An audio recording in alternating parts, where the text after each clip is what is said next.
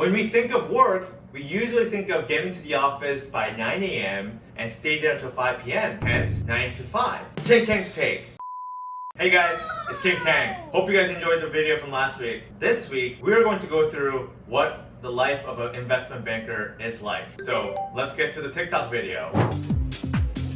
You might be wondering, how can you leave home at 9:30 a.m. and get to the office at 10 a.m.? When we think of work, we usually think of getting to the office by 9 a.m. and stay there until 5 p.m., hence 9 to 5. King Kang's Take. When you get into the office really depends on the bank and the group that you work in. I have not heard of a group that forces an analyst to be in the office by 9 a.m. Senior guys usually come to the office by 9 a.m. Most groups do require analysts to be in the office by 9:30 a.m. And some big groups in the bank, and if your group is cool and chill, they don't care if you get into the office by 10 a.m. or 10:30 a.m. But that's a rare exception. Why? Even when work is not bad, analysts are usually working until 10 p.m. or at least be logged in until midnight to make last minute changes or be available for any last minute changes that you have to do. When work gets bad, analysts have to work until midnight, 1 a.m., 2 a.m. and onward. Of course, if you have to sprint with a tight deadline, senior guys and people want you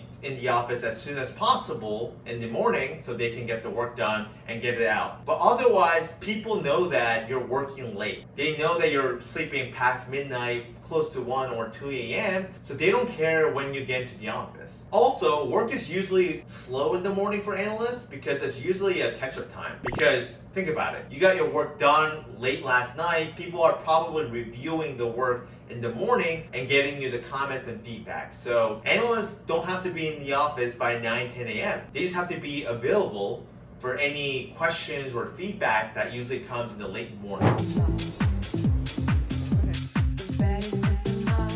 1 p.m. coffee. I'm not a caffeine drinker, so I never understood why people take an hour break or even 30 minutes break to grab coffee. In banking, people usually don't take 1 hour coffee break. When things are busy, they would go for a coffee run for 15 minutes or so, but they don't usually take 1 hour break. That's very luxurious. Maybe during the summer when work is not busy, you get to walk around because New York City is very beautiful. An hour break here and there makes sense, but trust me, 1 hour coffee break is not a thing. I'll have a separate video that details what investment banking analysts or investment bankers do on a day-to-day basis. What do they mean by checking emails, pitches, meeting? You might wonder. Usually in the afternoon, you're creating PowerPoint presentations, creating financial models on Excel. You're doing actual work. That's usually when you're most productive. So this is when people quote unquote crank. They're cranking. They have their AirPods on, they're cranking on their Excel model, PowerPoint presentations, and they're at it. This seems simple in concept, right? Making PowerPoint presentations and Excel models, how hard can they be? But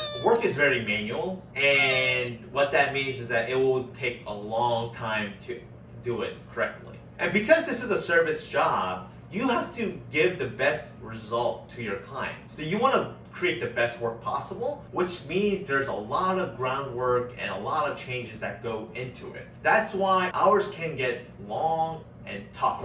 7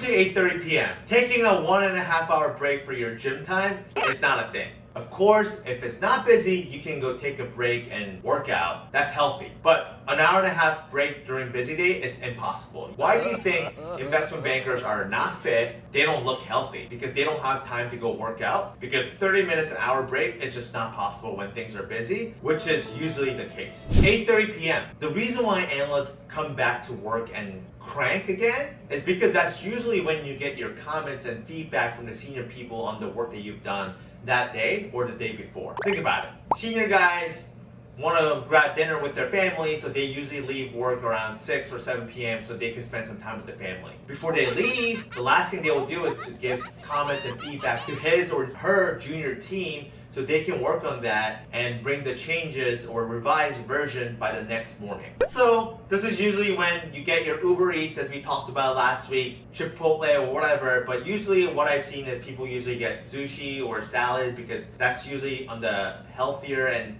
flavorful side, and you just eat your dinner and work at the same time in the office. That's usually when most junior people are in the office, so things can get rowdy and fun and loud.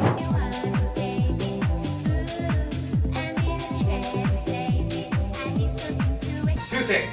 If the junior team is in the office and they want to be in person to get the thing out as soon as possible together by cranking it out, you will stay late. You won't leave home at 10-15 p.m. or whatever. That you will be there until the work is done so people can just go home, not turn on their computer and sleep and come back the next morning. But if you're the only one in the office or the rest of the team is not in the office, you probably want to work at home. You don't want to be the last one in the office. You'd rather just go home, be in your pajamas and just work at your own leisure and your pace. So 10:30 is usually when people would just go home so they can just work from home. Obviously, for late night work, the bank will pay for your cab or your Uber because the last thing they want is you to take public transportation when you're tired, don't have energy, and get into an accident or problem.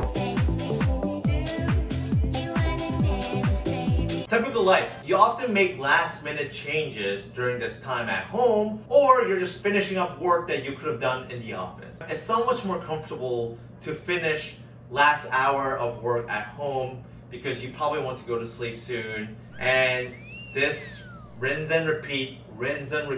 This is a day of an investment banker or investment banking analyst. Luckily, I haven't cried at work. As you can see, if you rinse and repeat this day every day for 2 years straight, mentally and physically you'll be tired. Yes, the work perk, as I said, free dinner, cab here and there seems nice, but if you're doing this for 2 years in a row when your heart is not in it, it gets tough. And if you're getting a few hours of sleep and you're doing this also on the weekend, except you're not going to the office, it becomes a long marathon. That's why only few survive out of this 2-year stint and go into private equity and hedge fund and become a successful financier. But it's a good job to have post-college because it teaches you a lot of things. Hope you guys enjoyed this video, and as usual, like, subscribe, and leave a comment. And for my Korean subscribers, Chotekwar. I'll see you guys next week. See ya.